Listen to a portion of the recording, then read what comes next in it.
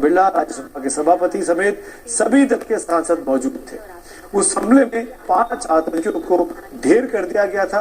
बहादुरी के साथ मुकाबला करते हुए सुरक्षा बलों और संसद के वार्ड स्टाफ के 6 लोग भी शहीद हुए थे। हमले में संसद के एक माली की भी जान चली गई थी, जो उस वक्त वहां पर काम कर रहा था। इसके अलावा सुरक्षा बलों के 12 जवानों समेत कुल 18 लोग घायल हुए थे, जिनमें एक टीवी चैनल के कैमरामैन भी थे। संसद पर हुए उस हमले से, जिसने देश को हिला कर रख दिया था, हमारी सुरक्षा एजेंसियों ने क्या सबक सीखा है, और जो सबक सीखा क्या उसे आज वो भूल गए? इसीलिए किसी ने भी उसमें सेंध लगाना आसान नहीं है। फिर आज ऐसा कैसे हो गया? क्या पास बनाने से पहले दोनों आरोपियों की पूरी जांच की गई थी? 4 स्तर की सुरक्षा होती है, तो फिर सुरक्षा के किसी भी स्तर पर आरोपियों के जूतों की जांच क्यों नहीं हुई? क्योंकि जूतों को छिपाकर वो क्या अंदर लेके गए थे। क्या किसी सांसद के कह देने भर से किसी का भी पास बन सकता है? क्या पास बनवाने वाले सांसद की भी कोई जिम्मेदारी तय होगी? ऐसी बड़ी सुरक्षा खामी पर सुरक्षा एजेंसियों की जवाबदेही आखिर क्या है? इतना वक्त हो गया इस हमले का, आज दोपहर करीब 1 बजे की बात है, रात के हम 9:30 बज रहे हैं। इन 8 घंटों के अंदर क्या कार्रवाई हुई? क्या किसी से पूछताछ हुई? क्या किसी के ऊपर जिम्मेदारी तय होगी? इसी पर हमने बात की 22 साल पहले संसद पर हुए आतंकी हमले की जांच करने वाले दिल्ली पुलिस के पूर्व एडिशनल कमिश्नर अशोक चांद साहब। बेसिकली जिसको कहते हैं ना एक्सेस कंट्रोल है, जहाँ पर ऐसे लेजिटिमेटली जो इस इंसिडेंट के बारे में अगर हम बात करें तो इनको पास था, कहीं ना कहीं कुछ कुछ लैप्स हुआ है। अगर आप देखेंगे सर्चिंग एक तो होती है क्या कहते हैं बाई हैंड, और दूसरा होता है थ्रू इक्विपमेंट। अगर वहाँ पर जनरली जो इक्विपमेंट होते हैं वहाँ पर DFMD होते हैं, डोर फ्रेम मेटल डिटेक्टर होते हैं, प्लस अगर है तो बैग स्कैनर्स होते हैं। लेकिन ये जो इंसिडेंट हुआ इसमें जो बताते हैं जो पाउच क्या कहते हैं प्लास्टिक का जो भी बॉटल थी वो उसके जूते में था, तो जाहिर है जूते का स्कैनिंग नहीं होता है। अगर आपको याद होगा 2009 में देयर वाज शू बॉम्बर बोल के देयर वाज अ पर्सन जिसने क्या कहते हैं पेरिस से मियामी जा रहा था और उसने जूते में एक्सप्लोजिव डाल के ले गए थे। हाँ, तो बट आई डोंट थिंक हमारे यहाँ पर कोई जूते की स्कैनिंग होती है। तो बेसिकली जहाँ एक्सेस कंट्रोल होता है वहीं पर आपका वहीं बेसिकली ये चूक हुई है, तो उसको आपको पूरी ओवरऑल सिक्योरिटी का रिव्यू करना पड़ेगा। सिक्योरिटी का रिव्यू करना पड़ेगा, और इस पर हमने आपके पूर्व IPS अधिकारी, बहुत ही डेकोरेटेड ऑफिसर रहे यशोवर्धन आजाद आपसे इंटेलिजेंस ब्यूरो के स्पेशल डायरेक्टर भी रहे। ये पार्लियामेंट एक बहुत ही संवेदनशील इलाका है, प्रजातंत्र का एक सीटाडेल कहते हैं वो है, इसलिए इसमें यहाँ पे सुरक्षा राजस्थान में अपने गढ़ में राजे का दबदबा CM बनाकर रिस्क लिया है, या इसका फायदा होगा राजस्थान के लोगों को? सुनिए। आम जो भारतीय जनता पार्टी और आम जन है उनके बीच में एक ऊर्जा का संचार होगा।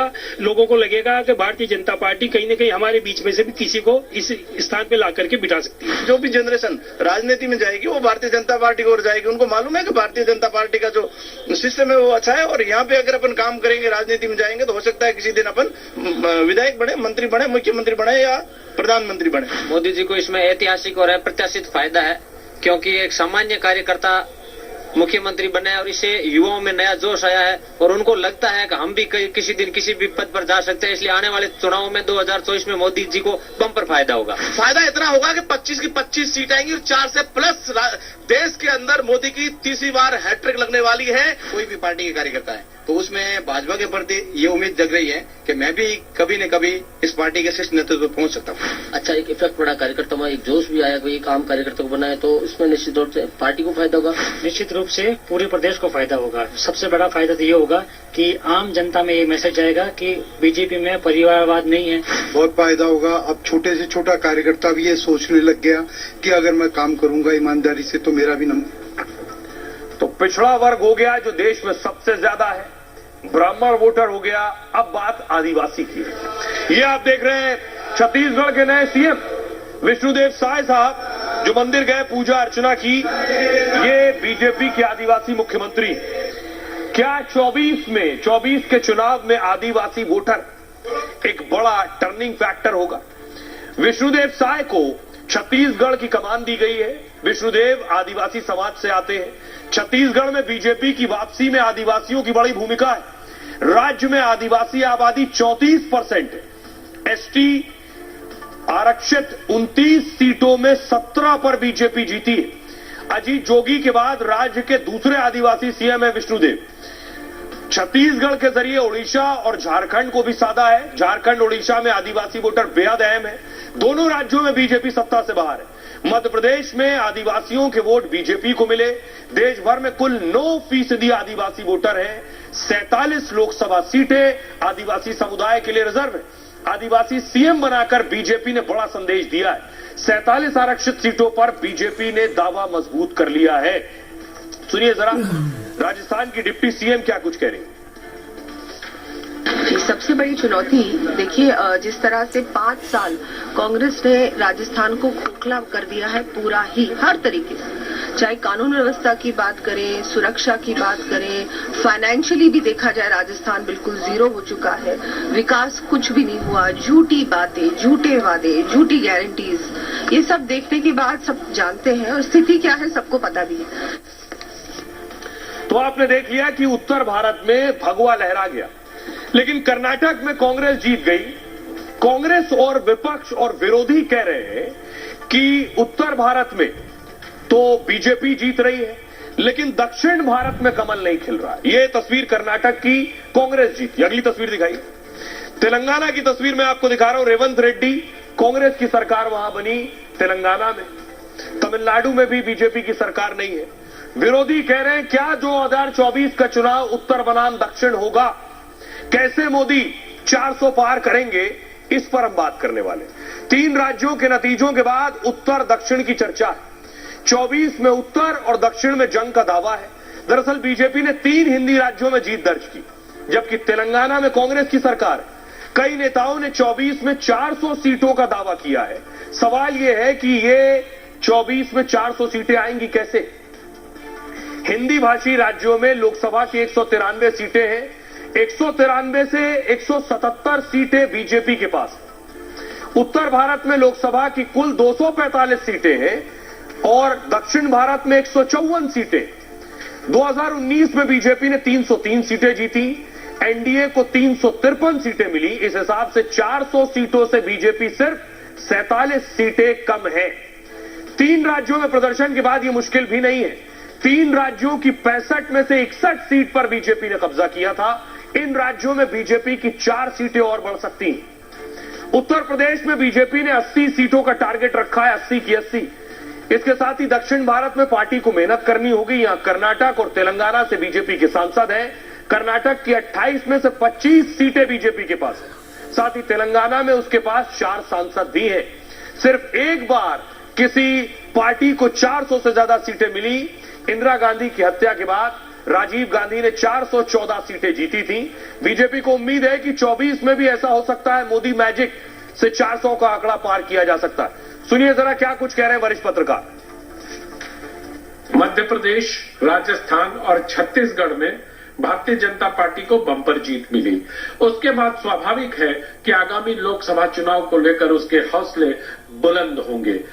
पार्टी अगर आगामी लोकसभा चुनाव में 400 सीटों का दावा कर रही है तो मुझे लगता है कि उसको गंभीरता से लेना चाहिए, ध्यान देना चाहिए कि पार्टी किस रणनीति पर काम कर रही है। प्रधानमंत्री नरेंद्र मोदी के चेहरे की साख और अमित शाह का सांगठनिक कौशल, इन दोनों के मेल से जो एक रसायन बनता है, जो एक चुनावी गणित तैयार होता है, उसका परिणाम कुछ भी हो सकता है। और बहरहाल ये भारत की बात है। मैं इतना ही खाना हो या एक दिन पहले ही केंद्र को संदेश देने वाला एक बड़ा बयान ही क्यों ना हो। जो संदर्भ था वो ये था कि बाकी दिल्ली में है, आप दिल्ली जाएंगे क्या? एक बात मैं बड़ी विनम्रता के साथ कहता हूं कि अपने लिए कुछ मांगने जाने से बेहतर मैं मरना समझूंगा, वो मेरा काम नहीं है। इसलिए मैंने कहा था मैं दिल्ली नहीं जाऊंगा। आज भी शिवराज मोहन यादव के शपथ ग्रहण समारोह के लिए चेहरे पर मुस्कुराहट के साथ मंच पर पहुंचे। मोहन यादव को शुभकामनाएं दी तो उससे पहले शपथ ग्रहण समारोह में शिरकत करने आए मेहमानों का स्वागत भी किया, जिनमें प्रधानमंत्री और गृह मंत्री अमित शाह भी शामिल थे।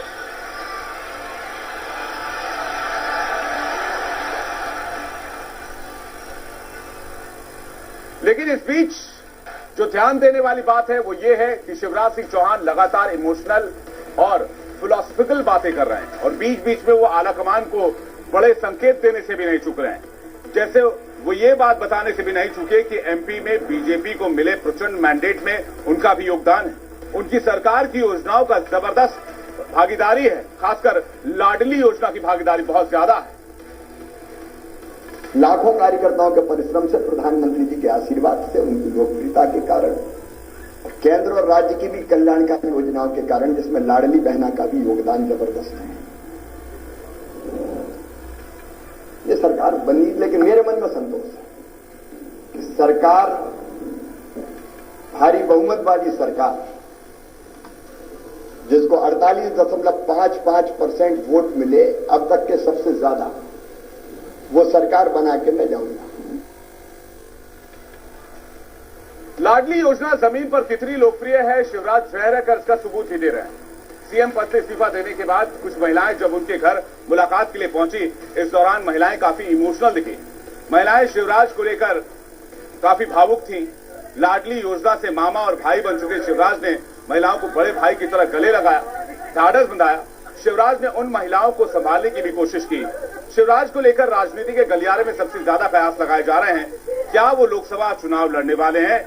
क्या वो केंद्र में मंत्री बनेंगे? इससे बात करें, लेकिन पहले वीडियो देखिए। हमने आपके लिए, बहनों ने आपको चुना है, आपको वोट दिया था भैया।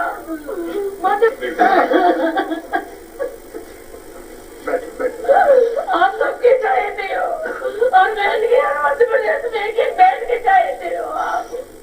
अब सबसे बड़ा सवाल ये कि क्या केंद्र में कोई बड़ी भूमिका निभाने जा रहे हैं शिवराज सिंह चौहान? क्या लोकसभा का चुनाव लड़ने जा रहे हैं शिवराज सिंह चौहान? हालांकि इन सब को लेकर भी शिवराज सिंह चौहान ने बयान दिया है। आइए सुनते हैं।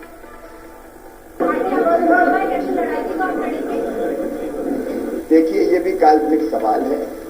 मैंने पहले ही अनेकों बार कहा है कि एक बड़े मिशन के लिए हम भारतीय जनता पार्टी का काम करते हैं, कार्यकर्ता है, और मिशन तय करता है हम कहाँ रहेंगे।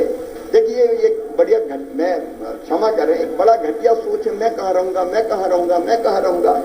अब ऐसा आदमी कुछ नहीं कर सकता, अरे मैं नहीं बना, रोऊं गाऊं, बड़ा अन्याय हो गया। काय का अन्याय हो गया?